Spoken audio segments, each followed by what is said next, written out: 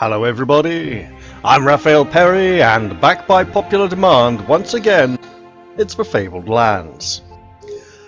I don't know what it is about this one, but you guys love watching it, so I'm going to keep on playing it. Now, continuing with our warrior challenge, we have a couple of issues for Lorga, the warrior. Do we sell his armour to purchase a ship and go start trading, and then eventually replace it with more expensive armour? In theory, that's a good idea. There's one reason why that's not quite such a good idea. So I'm going to head south. Oh no, we got bopped on the head by the soldiers. That's okay. Go to the roadside tavern, rest a day, then down to Yellowport. From here, I'm going to book passage to the Isle of the Druids, where I think the time has finally come to attempt the Ghoul quest. There are a couple of really nice rewards that we can get from the Ghoul quest, both of which would be rather useful for us. So let's visit the Temple of Nagil. Nagil is the Lord of the Lands of the Dead, and his temple in the trading post is covered in friezes and gargoyles of ornate design, depicting the souls of the dead on their journey to the underworld. Inside it is cool and dark, hung with black velvet drapes. A scroll tacked on the wall reads, "Wanted, person of unusual resourcefulness, see Temple Warden." Let's go and do that. The Warden is in charge of security. "We have had an unfortunate accident," he says worriedly. "In the crypt below the temple, we sometimes experiment with the corpses of the dead, you know, the occasional zombie, part of the rituals in the honor of a particular aspect of Nagil that we revere here. It seems a ghoul has escaped from these pits and is terrorizing the villagers at night. We'd rather someone like you sort out the problem before the militia get to hear of it. Destroy it and bring me the ghoul's head." We will absolutely accept this mission. You take up the mission. "Search for it at night," says the Warden as you leave. Let's leave the temple. Now, what are our current goals of a warrior? Well, for starters, it would be really nice to get all of these abilities up to a 4, which means charisma, magic and thievery are the first ones we should be looking to increase. However, theoretically we can fail some of these occasionally. It all depends what they are. So let's go look for the ghoul. You set out that night on your quest to find the ghoul. Let's test our magic. This will be a difficult test, and we succeeded. Barely! Your arcane knowledge tells you much about the ghoul, the undead. Ghouls are known to eat the flesh of the dead as well as the living. They like to make their homes in crypts and graveyards, and they never venture out during the day as sunlight burns their pallid undead flesh. Also, they cannot abide a powder of salt and iron filings mixed together. You can purchase these ingredients for 15 shards at any market stall. Right, here's the thing. We want to buy a ship. The rewards from this quest, we're not going to take money. And if we fail one of the dice rolls, we can be forced into combat without a chance to use these. Additionally, there's an opportunity to defeat the ghoul using Sanctity, which might be worth going for, and I think we should try that with our newfound faith, so I'm not going to purchase these items. And this is the all-important dice roll that we don't want to mess up. When you are ready, you set off to search the cemetery near the trading post. Please don't fail, please don't fail, please don't fail. Oh, thank goodness. And this is the one we probably will fail. Oh, we need like an 8. Okay, so it's not too bad then. The trail of gruesome murders and tales of terror leads you to an old cemetery in the near-deserted part of the old quarter. Even so, the town guard have not apparently heard of it yet, despite the trail of gruesome murders and tales of terror rife within the community. It is early morning, a few hours before dawn, so you haven't much time before the ghoul goes into hiding. So I'm thinking that it's less dealing with it before the town guard hear about it, and more deal with it before the town guard work out it was a ghoul. At the gates of the cemetery you find a small girl hunched over sobbing. When she sees you, she backs away terrified, as indeed she should. I mean, we've only got one eye! But let's attempt this and really hope... Oh, yes! Brilliant! You convince her that you mean no harm. The little girl tells you that she was placing flowers at the grave of her father when a horrible monster came for her. Fortunately, she was able to run away. She points to a large tomb behind which the thing was hiding. You tell the girl to go home, and then you set out warily for the tomb. Suddenly a foul stench fills your nostrils and a figure rises up out of the shadows. Yellow eyes glow with feral bloodlust, and the creature's talons, encrusted with dried blood, reach for you hungrily. You've found the ghoul. Let us invoke the power of the gods. Yeah, better fail this one now, don't I? Huh. Actually, a 6. Reasonably good odds. You call on the powers of the gods to banish this foul, blasphemous travesty of life. The ghoul shrinks back for a moment, snarling, and we roll the dice. Oh, ya beauty! The ghoul staggers back, howling at the night sky and gnashing its teeth. Suddenly brownish ichor spills from its eyes and the flesh begins to shrivel on its bones. It collapses in on itself, leaving only a mound of putrescent matter atop of which rests its head, now lifeless, empty eye sockets staring at the moon. Well, we're going to take that and set off back into town. Let's go back to the Temple of Nagil and claim our reward. You did it! Exclaims the warden, happily taking the ghoul's head and placing it in a jar. Hopefully there isn't a row of ghouls' heads in jars on the shelf behind him. It's time for a reward. You can choose only one of these 3 rewards. Right. An amber wand, which will increase our magic to a 3. A free resurrection deal of 500 shards. I think the wand costs around 500 shards. A free resurrection deal would be nice, but if we die and lose everything, it's still a pretty raw deal to have to try and come back from. I'm leaning heavily towards the wand here. However,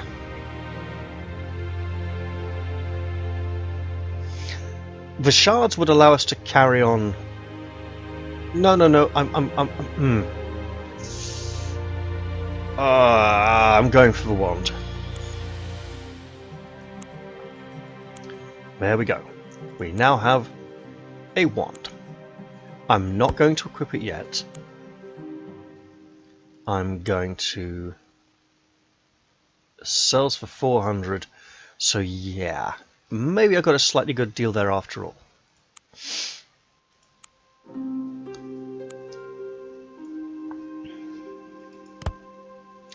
So now that our magic has increased to a 3, thievery is our weakest. Charisma and magic joint. For 300 we can increase charisma with the lute or mandolin, right? So what I'm going to do now is check, see if we pick up furs and take them back to Yellowport. We'd be making 35 profit, whereas if we picked up timber, we'd be making 40 profit.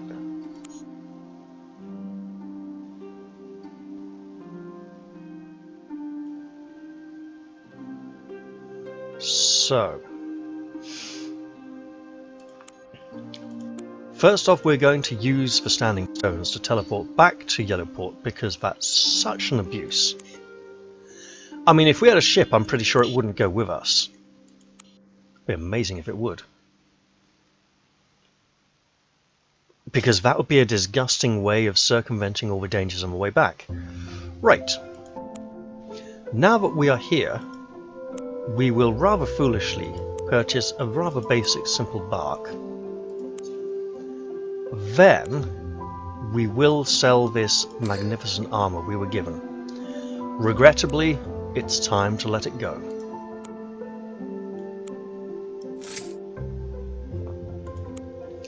Then we're going to set sail.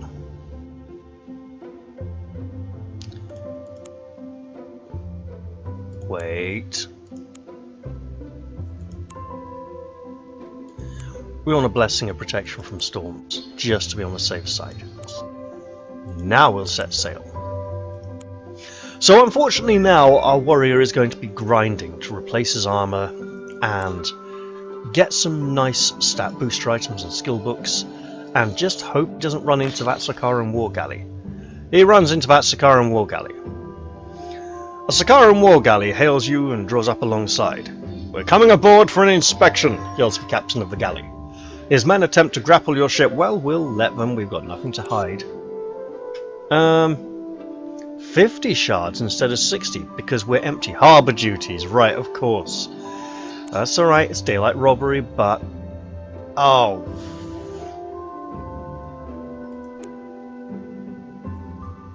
okay. Look, if we find something valuable on the voyage, then we can still do something with it.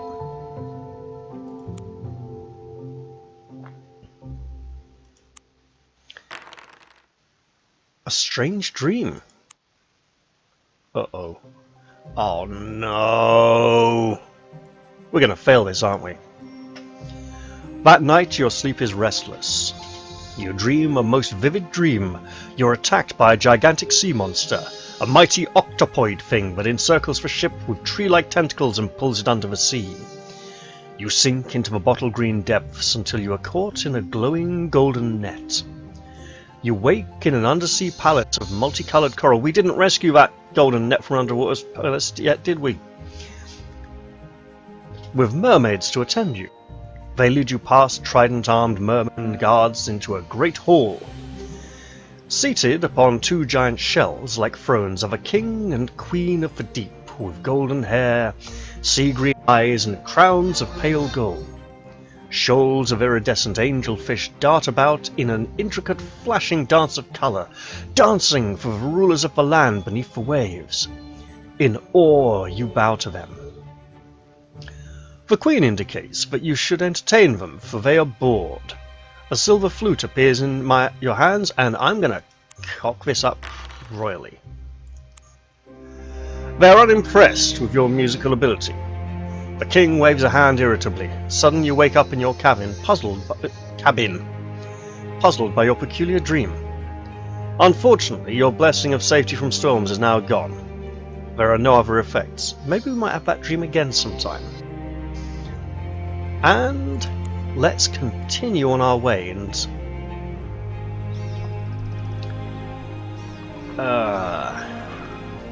well, now we can't afford a cargo because we were robbed.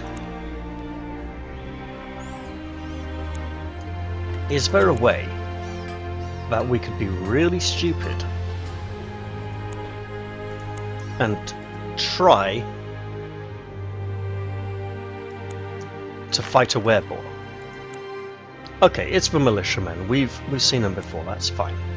I'll try one more time for the werebore, and if that doesn't work, we'll just have to sail back.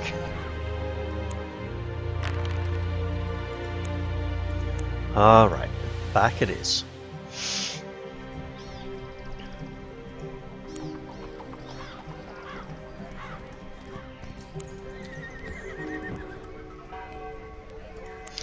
So it's those cruel Sakaran sailors doing us bad. Ah! The crew have been using a net to catch fish. This time, they have caught a sea centaur.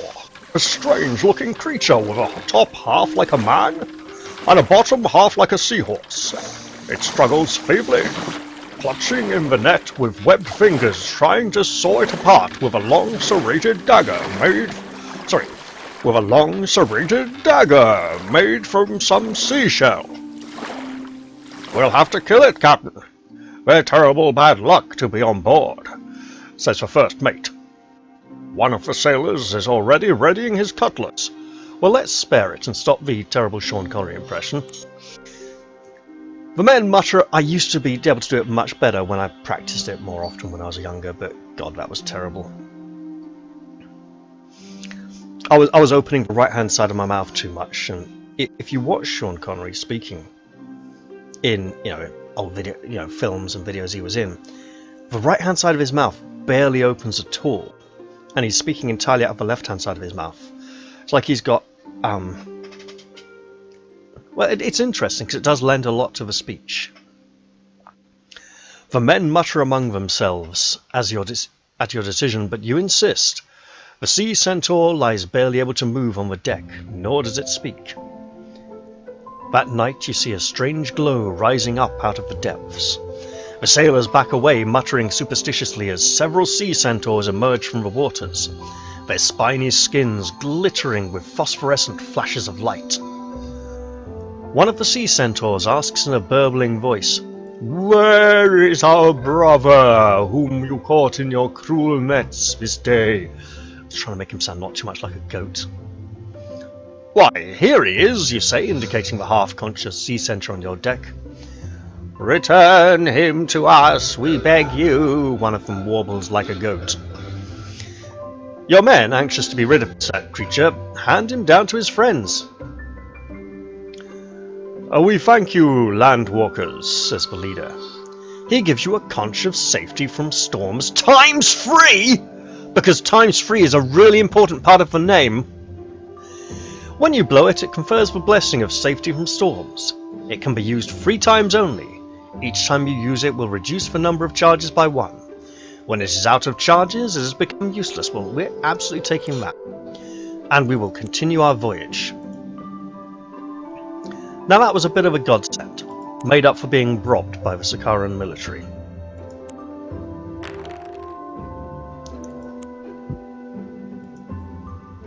But now we need to find a way to get another 20 shards. Don't you dare, you dared. Oh, we're gonna have to let him. Right, fine, look, he's arsehole.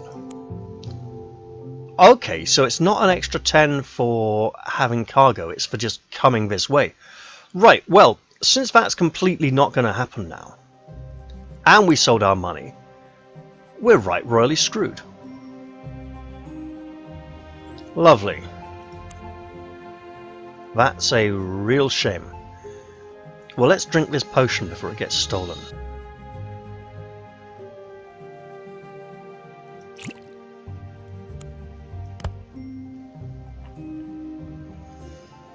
I don't like this. I don't like this at all. This has gone very badly now. Shouldn't have sold the armour. How am I going to find money? Walking along the roads trying to find random items. Okay, lose a blessing. Fine, I didn't have one. I don't want to go to Cursed Moor because I know that's dangerous. Right. This will probably involve death of some kind or another. Oh.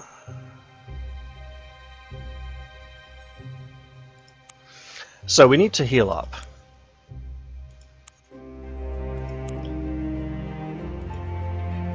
Around here there are some occasional items that can be discovered. Yet nothing there. I suppose we keep rolling until something really bad happens. Okay, we found an item. Excellent, we have some armour. Now we can feel like a vaguely competent warrior once again.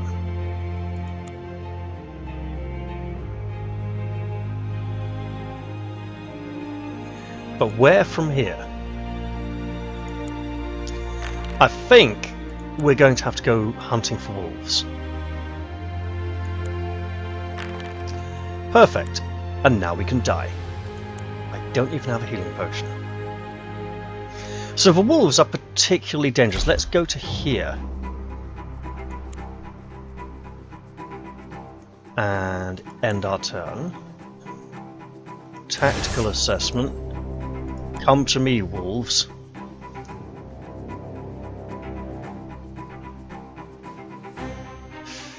Okay, here we go.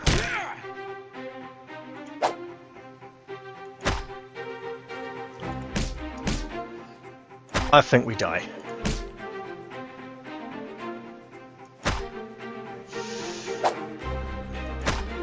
My goodness.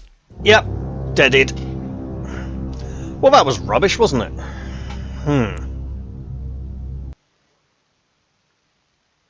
In fact, I'm so miffed at that, I think I'll have to do it all over again, because that was... It is the warrior challenge, and it's bloody difficult. I did tell you wolves are dangerous, so... Yeah, I'm going to end there, and I think I'll just reload the save and try this one again in the next episode, because that was very disappointing. Oh well. Hope you all managed to enjoy this episode anyway, and I'll look forward to see you in the next one whenever it comes out. Shouldn't be too long though.